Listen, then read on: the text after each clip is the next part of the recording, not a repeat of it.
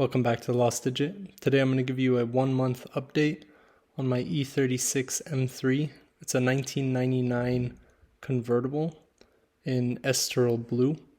So the first thing you'll notice, I changed the headlights from the plastic ones to glass Eurospec headlights, and I was able to find these Depo ones that also had the angel eyes. The way I connected them was to the 12 volts of the left and right signal lights.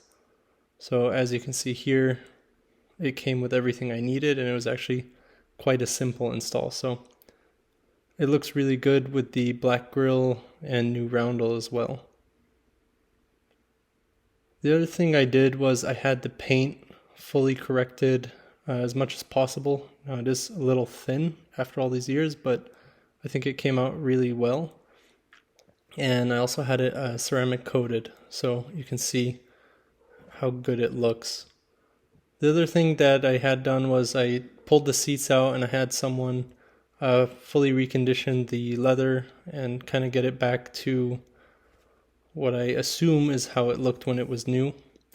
So it's definitely a lot cleaner and fresher. The OBC display was completely unreadable, so I ordered a new ribbon cable, cleaned it up, took it apart, and soldered a new one in, and now it's working great. I can read the temperatures and errors. I also got a Pioneer unit, which came with its own built-in amps. So now I have Bluetooth, USB, and I was able to see how bad the speakers were actually blown. So in the rear, I put a new mid-range along with some insulation. So now it's sounding okay. I still need to change the front 5 1/4 inch speakers so I can get a little better depth out of the system. I also had to change the rear taillight, which was burned. And now we'll go under the hood and I'll show you what I did there. I have a ton of parts on order, so it's been a little difficult to do work on the car, but I'll just show you what I've done so far. So the first thing you'll notice is that I completely cleaned and detailed the inside of the engine bay. I used a Chemical Guys brush and degreaser, and then used like a engine bay protectant, which really came out very nice, so it almost looks like new again. I changed the alternator cooling intake, so that's just a pipe basically from the ram air to the alternator, and the serpentine belt and the belt from the crankshaft to the compressor, as well as the valve cover, which was leaking, and all of the gaskets from the engine up to the oil filter.